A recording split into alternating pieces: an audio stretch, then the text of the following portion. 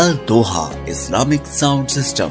Rabita number 0300 5949 296. اللہم صلی علی سیدنا محمد عبدک و رسولک وصلی کذالک علی جمیع الانبیاء والمرسلین وعلی الملائکۃ المقربین وعلی عباد اللہ الصالحین اجمعین الی یوم الدین۔ حضرات علماء کرام، سامعین محترم، برادران اسلام، آپ حضرات کے اس علاقہ میں سالانہ بڑے عرصہ سے ختم نبوت کی کانفرنس کے عنوان پر اجتماع منعقد ہوتا ہے۔ میرے مخدوم جناب عنایت صاحب دامت برکاتہم نے مجھے حکم کیا، بہت عرصہ ہو گیا حضرت مولانا مفتی شہاب الدین پچھلے دنوں بیمار بھی رہے، میری ان کی ملاقات نہیں ہو سکی تھی۔ خیال ہوا کہ اس بہانے حضرت سے ملاقات بھی ہو جائے گی اور آپ دوستوں کی زیارت اور آپ کے اجتماع میں حاضری بھی۔ میرے بھائیوں، صبح سے آپ حضرات کا یہ اجلاس شروع ہے۔ متعدد حضرات علماء کرام کے آپ نے ایمان پرور بیانات سنے۔ ابھی حضرت مولانا عزیز الرحمن صاحب ثانی بھی آپ حضرات کے سامنے فاضلانہ بیان فرما رہے تھے۔ یہ جمادی الاول کا مہینہ ہے۔ جمادی الثانی میں حضرت سیدنا صدیق اکبر رضی اللہ تعالیٰ عنہ کی وفات کا سانحہ پیش آیا۔ میرے بھائیوں، اس دنیا میں امت کی طرف سے رحمت عالم کی ختم نبوت کے تحفظ کے حوالے سے سب سے پہلے حضرت سیدنا صدیق اکبر رضی اللہ تعالیٰ عنہ نے اس کام کا آغاز کیا تھا۔ اسی مہینے کی نسبت سے آج کی اس کانفرنس کے عنوان کی نسبت سے سیدنا صدیق اکبر رضی اللہ تعالیٰ عنہ کا ایک واقعہ آپ دوستوں کے سامنے گوش گزار کرتا ہوں۔ آپ صلی اللہ علیہ وسلم کے وصال کے بعد سیدنا صدیق اکبر رضی اللہ تعالی عنہ جس وقت مسند آرائے خلافت ہوئے، آپ کے سامنے کئی اہم امور پیش آئے۔ ان اہم امور میں سے ایک حضرت اسامہ کے لشکر کی روانگی تھی، جنہیں رحمت عالم نے روانہ کیا تھا۔ مدینہ طیبہ کے قریب تھے۔ آپ صلی اللہ علیہ وسلم کی بیماری کی اطلاع ملی، وہ سفر پر جانے کی بجائے واپس آ گئے۔ آپ صلی اللہ علیہ وسلم کا وصال ہوا، صدیق اکبر خلیفہ بنے۔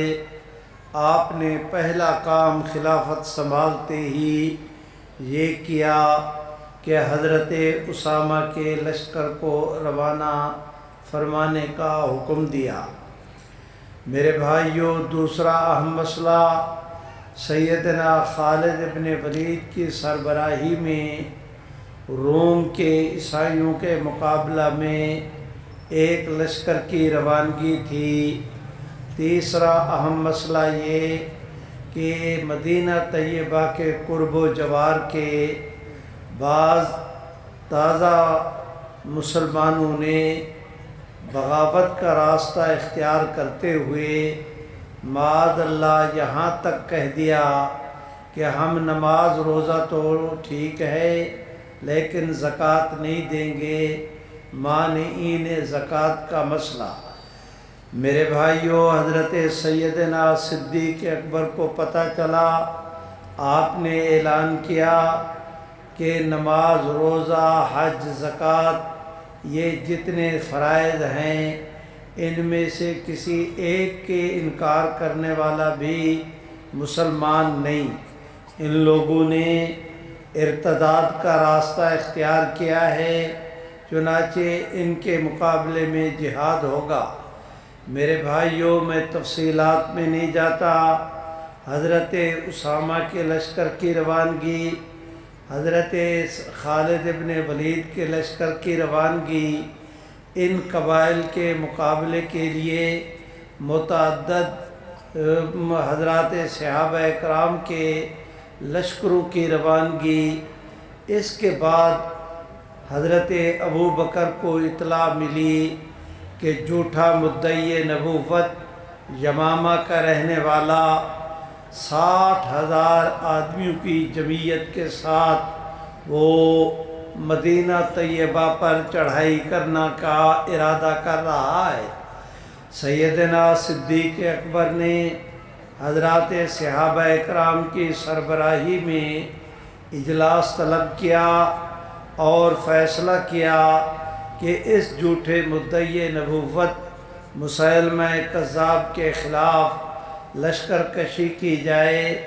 چنانچہ حضرت سیدنا اکرمہ کی سربراہی میں پہلا لشکر روانہ کیا گیا، لیکن لشکر کی روانگی کے وقت حضرت سیدنا صدیق اکبر نے حضرت اکرمہ سے رازداری کے ساتھ فرمایا کہ آپ نے جاتے ہی جنگ شروع نہیں کرنی، دشمن کا راستہ روکیں، انہیں پتہ چلے کہ ہم بے خبر نہیں کہ اچانک وہ ہم پر حملہ کر دے، آپ اس کا راستہ روکیں، محاذ کو سنبھالے رہیں، لیکن لڑائی کا آغاز نہ کرنا جب تک کہ میری طرف سے تمہیں دوبارہ اجازت نامہ نہ ملے۔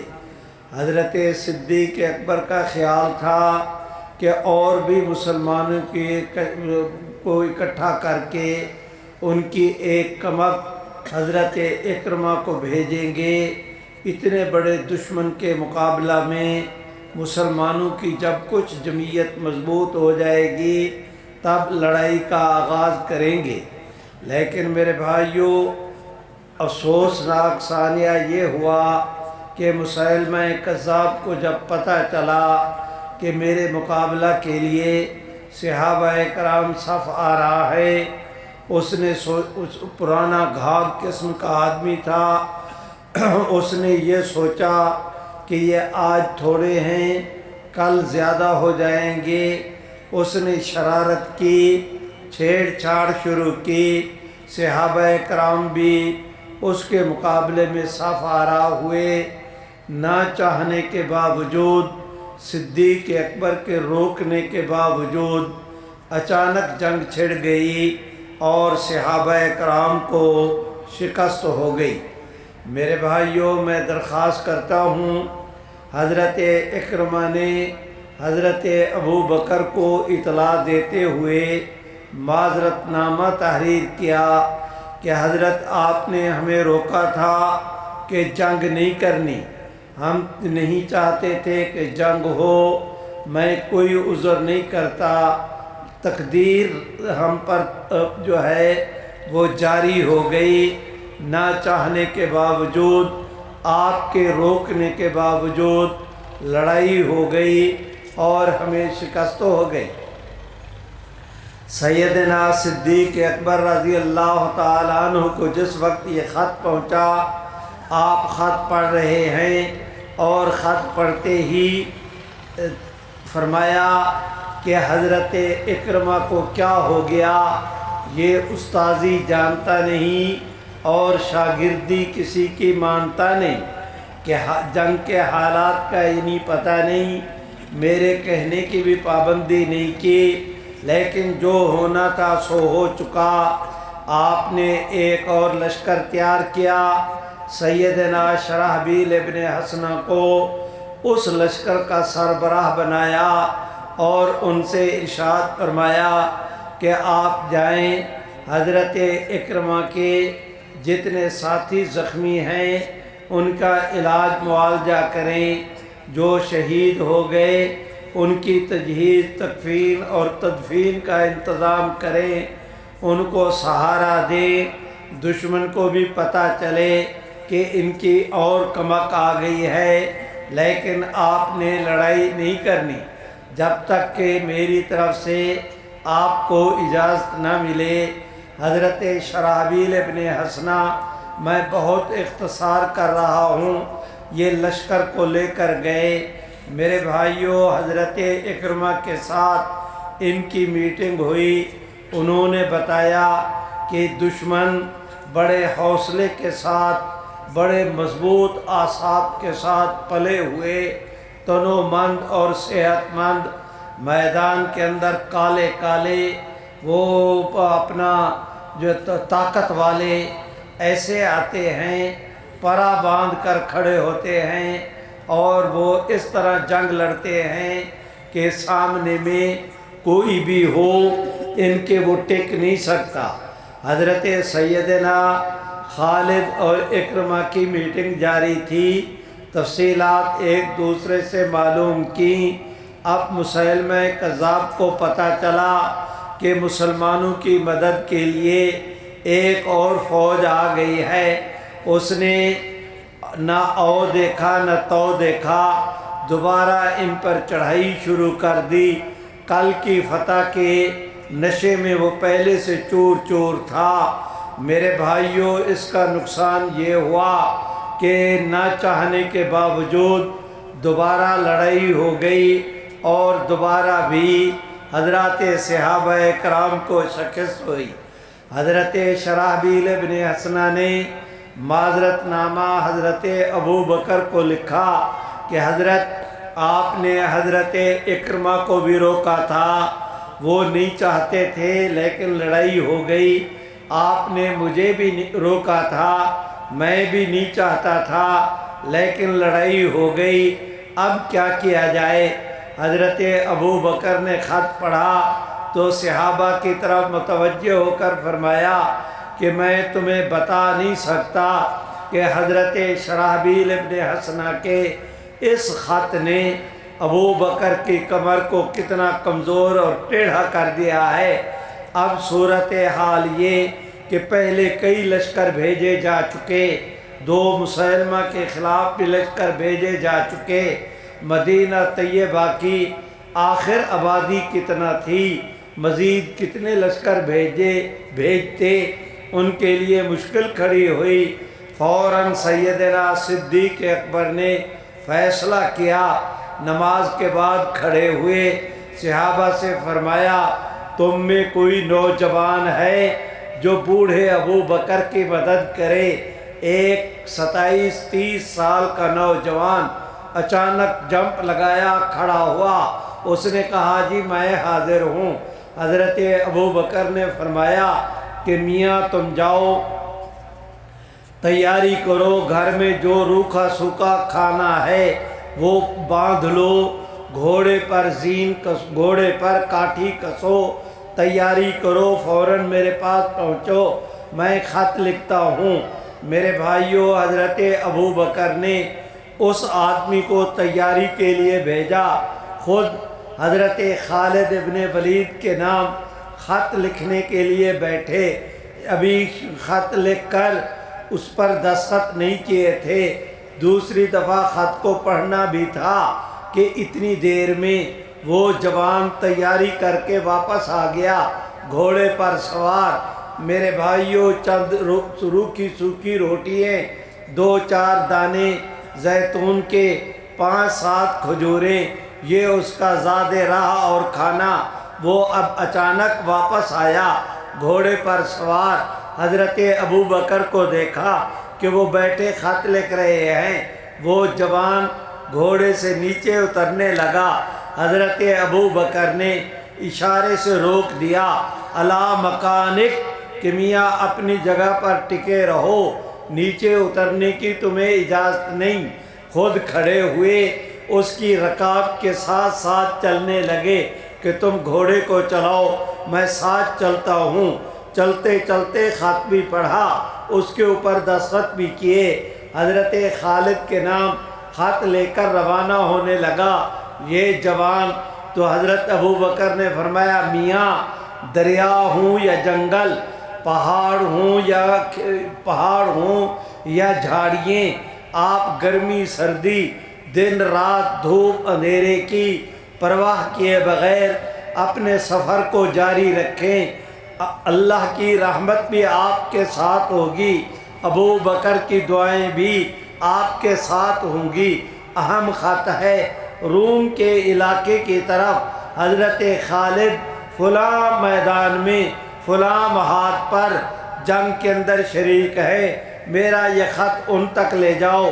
میرے بھائیوں، میں درخواست کرتا ہوں، ایک دن یہ آدمی صبح شام دن رات اس نے سفر کیا۔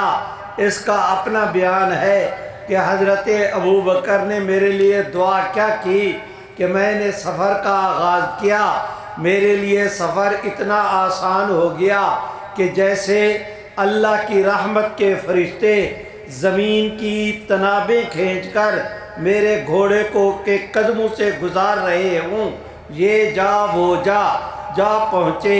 اب جب پہنچے ہیں میرے بھائیوں، صبح نور کے تڑکے نماز پڑھ کر حضرت سیدنا خالد ابن ولید پورے لشکر کو ایک میدان میں جمع کیے ہوئے، خود اونچی جگہ پر سواری پہ سوار ان کو ہدایات دے رہے ہیں کہ اللہ کا نام لو، فلاں صاحب دائیں، فلاں بائیں، فلاں آگے، فلاں پیچھے، اللہ کا نام لو، آگے بڑھو۔ ہم نے اس محاذ کے اوپر آج دشمن پہ حملہ کرنا ہے۔ گفتگو کرتے کرتے حضرت خالد کی اس طرح گردن مڑی، مدینہ طیبہ کی طرف آنے والا جو راستہ تھا اس پر ایک سوار کو آتے دیکھا، گفتگو روک دی۔ اب حضرت خالد نے ان کو دیکھا، پورے اجتماع نے بھی اسی طرف دیکھا، سبھی کے دل میں خیال آیا کہ مدینہ طیبہ سے خلافت کا کوئی نیا حکم لے کر کوئی ہمارا جو ہے وہ کیا کہتے ہیں اس کو، کوئی قاصد آ رہا ہے۔ میرے بھائیوں، تھوڑی دیر گزری، سبھی گردنیں اٹھائے اس کی طرف سراپا انتظار، وہ قریب ہوا۔ میرے بھائیوں، سبھی نے پہچانا کہ یہ تو ہمارے ساتھی ہیں۔ حضرت خالد اس لشکر کے درمیان میں کھڑے تھے، یوں کر کے اشارہ کیا، ان ساتھیوں نے راستہ بنایا۔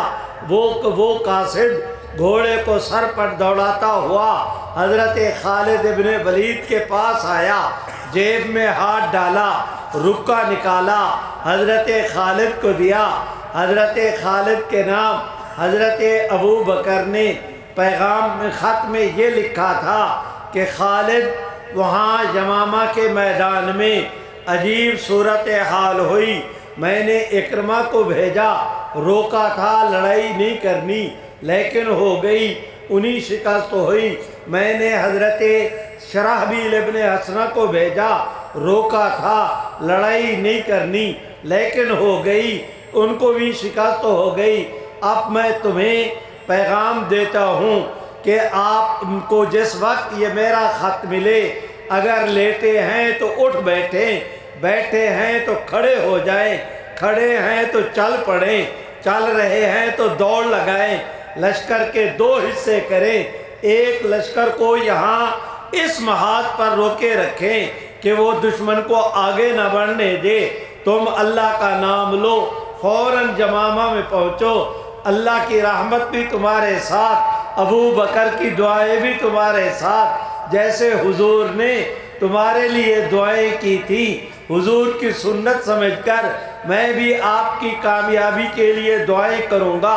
اکرمہ کو تو میں نے روکا تھا، شرحبیل ابن حسنہ کو بھی روکا تھا، اب تمہارے اوپر کوئی پابندی نہیں، جاؤ جا کر ان دونوں لشکروں کو بھی ساتھ ملاؤ، آپ بھی وہاں پر پہنچیں، باہمی مشورہ کریں، اللہ کا نام لے کر آپ دشمن کے مقابلے میں صف آ رہا ہوں، رب کی رحمت تمہارے ساتھ ہوگی۔ بھائیو سبحان اللہ تو کہہ دو، ایسے نہیں زور سے، بالکل نہیں، جس کو اللہ جتنی توفیق دے اتنی بلند آواز سے۔ پورے ماحول اور پورے علاقہ کو گرما دو سبحان اللہ کی گونج سے، کہہ دو بلند، نہیں بھائی اور بلند آواز سے۔ حضرت سیدنا خالد ابن ولید نے جس وقت خط کے اس حصہ پر پہنچے کہ اپنے لشکر کے 2 حصے کرو، درمیان میں تو کھڑے ہی تھے، میری طرف دیکھو، اس طرح کر کے اشارہ کیا، ان کو فرمایا ادھر ہو جاؤ، ان کو فرمایا ادھر ہو جاؤ، یوں کر کے لشکر گویا کہ 2 حصوں میں 1 منٹ کے اندر بانٹ دیا۔ اب چونکہ اس طرف جانا تھا، ان کو کہا کہ تم یہاں رہو، میں آیا کہ آیا، ان کو کہا چلو میرے ساتھ، تیار تو یہ پہلے تھے، مسلح تو پہلے تھے، سواریوں پہ سوار تو تھے، اللہ کا نام لیا چل پڑا، اور اگر چل پڑا لشکر، اب اگر ادھر کو جانا ہوتا ان کو کہتے یہاں پہ بیٹھ جاؤ، کہاں ہے GHQ، کہاں ہے میٹ گے، کہاں ہے نقشے، کچھ نہیں، ادھر پیغام پہنچا، ادھر لشکر کو تقسیم کیا، قافلہ، سبحان اللہ تو کہو، ادھر ساتھیوں کو لیا اور چل پڑے، یہ جا وہ جا، پہنچے یمامہ میں، بلایا حضرت شرحبیل ابن حسنہ کو، ان سے حضرت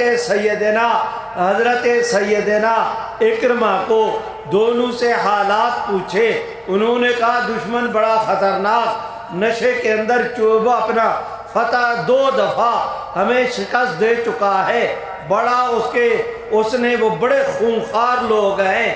حضرت ان حضرات کی گفتگو سن کر حضرت خالد زیر لب مسکرائے، فرمایا میاں تم سارے نماز پڑھو، اللہ کا نام لو، میرے لشکر سمیت تم سو جاؤ، رات میں تمہارا پہرا بھی دوں گا، پوری رات جاگوں گا بھی، جنگ کا نقشہ بھی تیار کروں گا، صبح نماز پڑھ کے انشاءاللہ آغاز کریں گے۔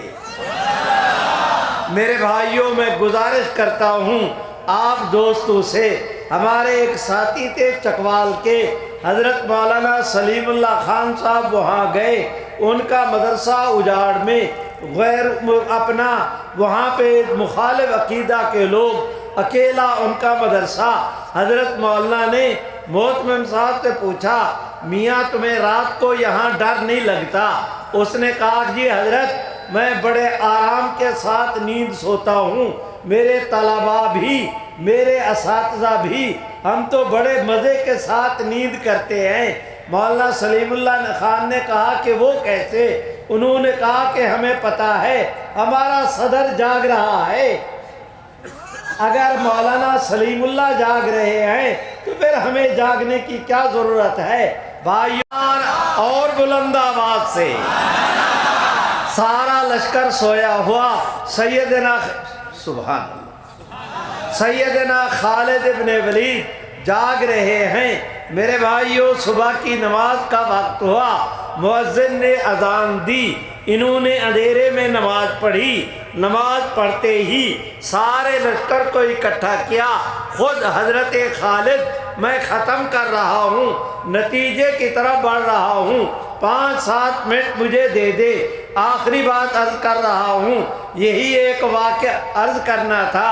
بھائیو حضرت خالد ابن ولید پورا لشکر، سبحان اللہ تو کہو، جس وقت تیار ہو گیا، سیدنا خالد گھوڑے پہ سوار لشکر میں آئے، میری طرف دیکھیں، آ کے یوں اشارہ کیا، فرمایا ادھر ہو جاؤ، ایک حصہ لشکر کے 3 حصے کرنے تھے، اشارہ کر کے ایک حصے کو جدا کیا، ان سے فرمایا میاں تم اس حصے کو 1/3، تیسرے حصے کو کہا کہ آپ پہاڑ کے اس طرف چلے جائیں، ہمیں فتح ہو یا شکست تمہیں اس سے دلچسپی نہیں، تم نے 12 بجے تک وہاں رکے رہنا ہے، ذکر بھی کرتے رہو، ساتھیوں کے لیے دعا بھی کرتے رہو، اللہ خیر کرے، 12 بجے تک آرام بھی کرو، تسلی کے ساتھ بیٹھو، جب بجے 12 اس پہاڑ کے نیچے سے اترنا،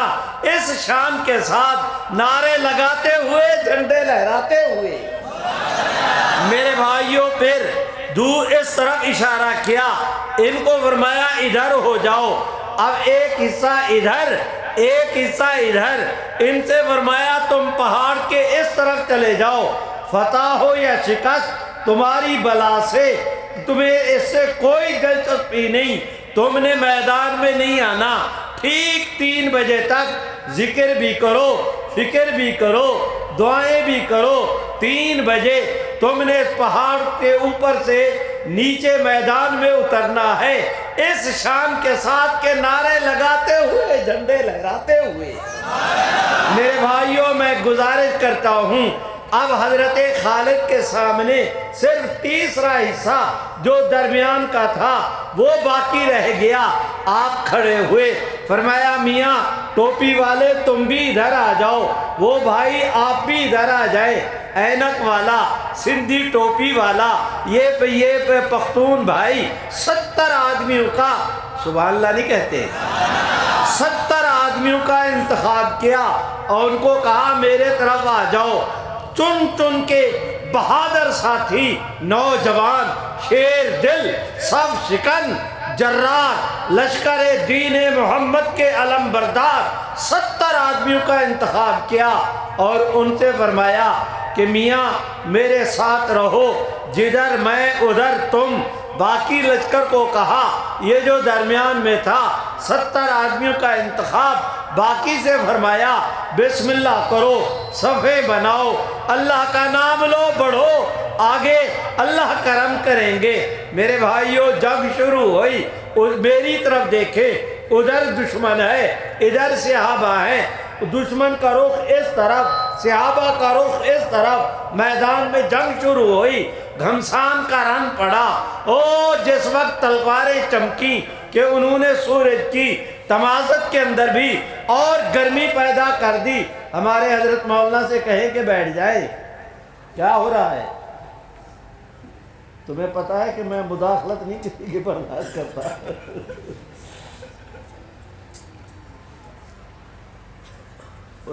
اوے شریفو تم کیوں کھڑے ہو؟ چلو بیٹھ جاؤ، جس کو جہاں جگہ ملتی ہے، چلو شاباش۔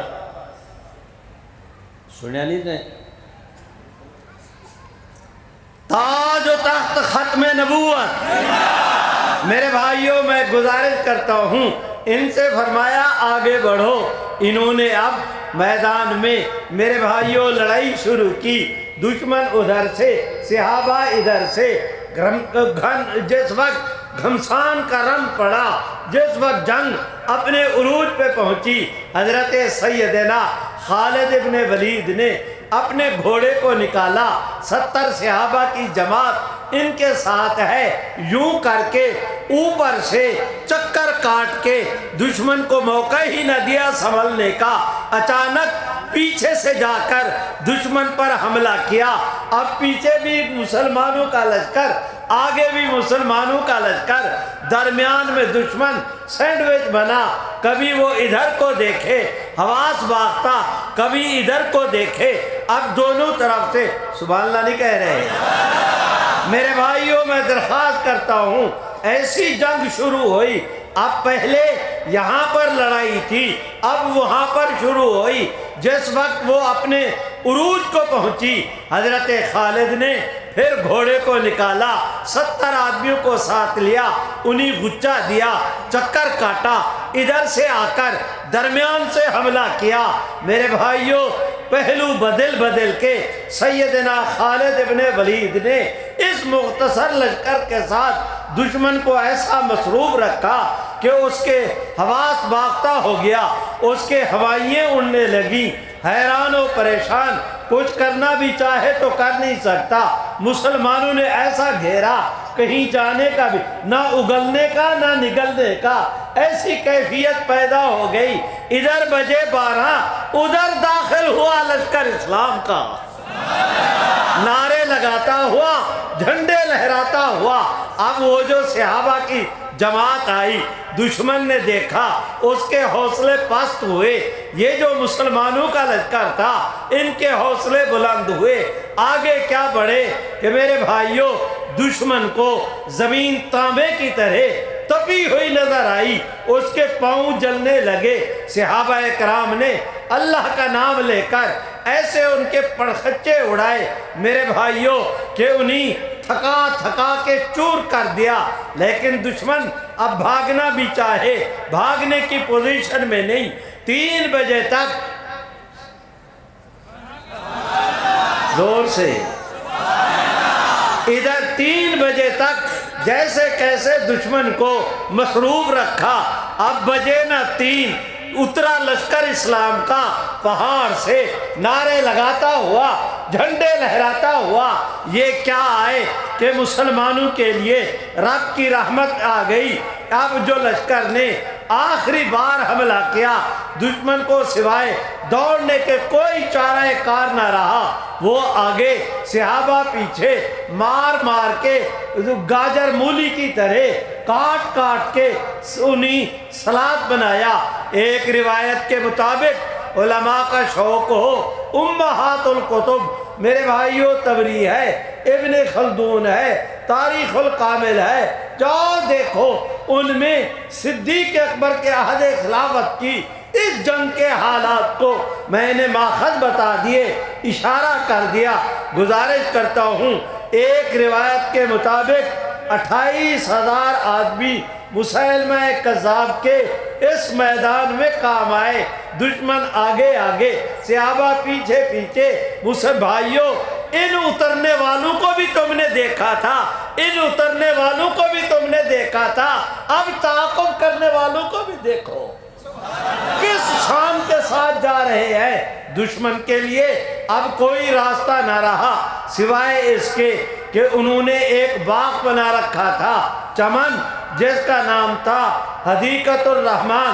وہ اس کی کوہ قامت اونچی اونچی دیواریں، فلک بوس، اس کے اندر داخل ہوئے، دروازہ بند کیا، مسیلمہ مارا گیا۔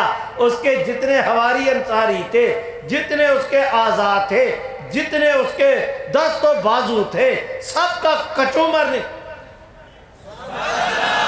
اور بلند آواز سے میرے بھائیوں، اب جب دشمن لشکر بند ہو گیا، اب صحابہ باہر کھڑے ہیں، اندر جانے، وہ قلعہ بند ہے، یہ باہر کھڑے ہیں، یہ جا نہیں سکتے، وہ دروازہ نہیں کھولتے اور راستہ کوئی نہیں۔ ایک صحابی آئے، حضرت خالد سے کہا، حضرت مہربانی کریں، کسی طرح اٹھا کے مجھے دیوار کے اندر پھینک دے، دروازہ کھولنا مجھے اکیلے کے ذمہ رہا۔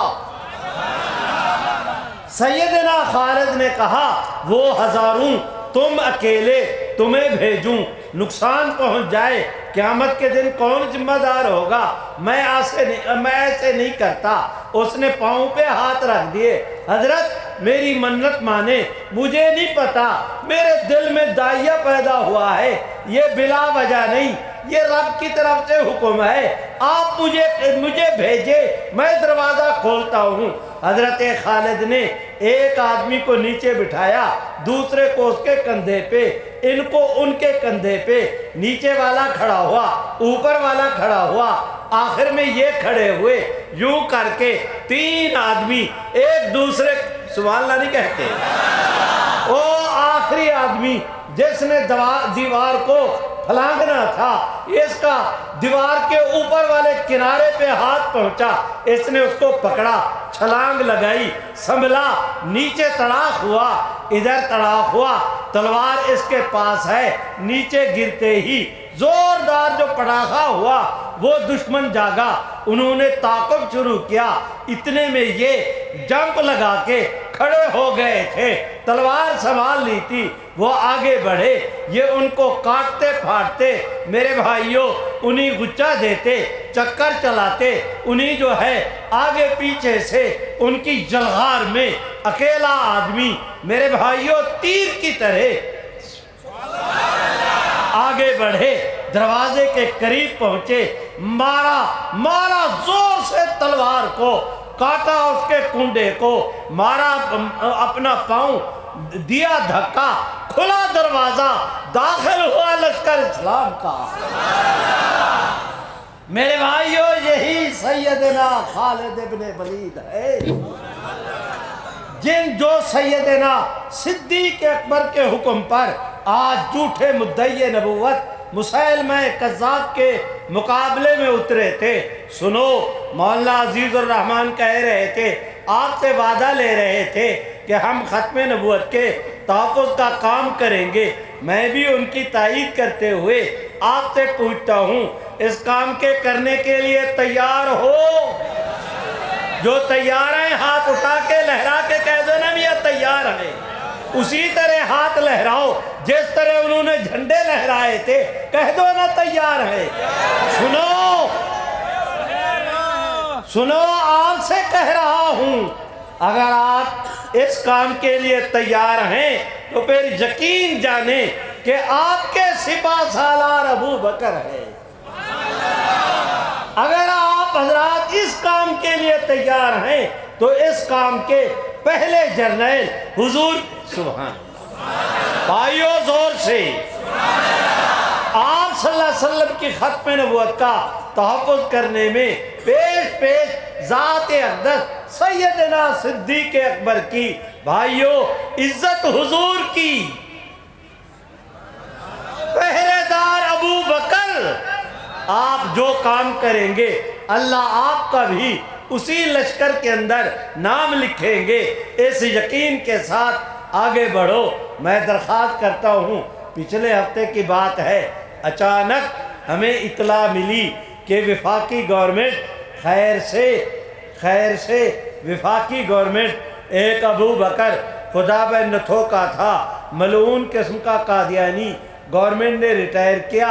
یہ گورنمنٹ اسے دوبارہ جو ہے وہ اپنا کیا کہتے ہیں نیب کا ڈی جی بنا رہی ہے۔ ہمیں پریشانی لائے کوئی، ہم نے حضرت مولانا فضل الرحمان صاحب سے درخواست کی، میرے بھائیوں میں گزارش کرتا ہوں، ادھر پتہ چلا اسی ابو بکر خدا بن نتھو کا داماد اور بھتیجا وقاص، اسے جو ہے سی ٹی ڈی پنجاب کا جو ایس ایس پی بنایا جا رہا ہے۔ میرے بھائیوں تشویش ہوئی، ایک قادیانی کو پنجاب گورنمنٹ نواز رہی ہے، ایک قادیانی کو وفاقی گورنمنٹ۔ اب ہم کرتے تو کیا؟ مولانا قاری محمد حنیف صاحب سے کہا، ہمارے ساتھی ہے جناب مولانا عبید الرحمان انور تلاگنگ کے، انہوں نے عمار یاسر کو کہا، انہوں نے پنجاب کے وزیر اعلیٰ ان کو کہا، اللہ نے کرم کیا، نہیں زور سے اور بلند آواز سے، اللہ نے کرم کیا۔ 2 دن کے بعد اس کا تبادلہ، ابھی اس نے چارج بھی نہیں سنبھالا تھا، بدھو خیر سے گھر کو واپس لوٹ کے آئے تو اس نے چارج بھی نہیں سنبھالا تھا، تبادلہ کینسل ہوا، اپنی جگہ پہ پہنچے، وہیں پہ خاک جہاں کا خبیر تھا، جتے دی کھوتی اتھے جا کھلوتی، وہاں جا کھڑا ہوا۔ میرے بھائیوں اللہ نے یہ کامیابی بخشی۔ سنو آپ سے کہتا ہوں، ادھر مولانا فضل نہیں بھائی زور سے، ادھر حضرت مولانا فضل الرحمان نے للکارا، پنجاب اپنا وزیر اعظم سے پوچھا، وہ جتنے ادارے تھے ان سے پوچھا، جس وقت مولانا نے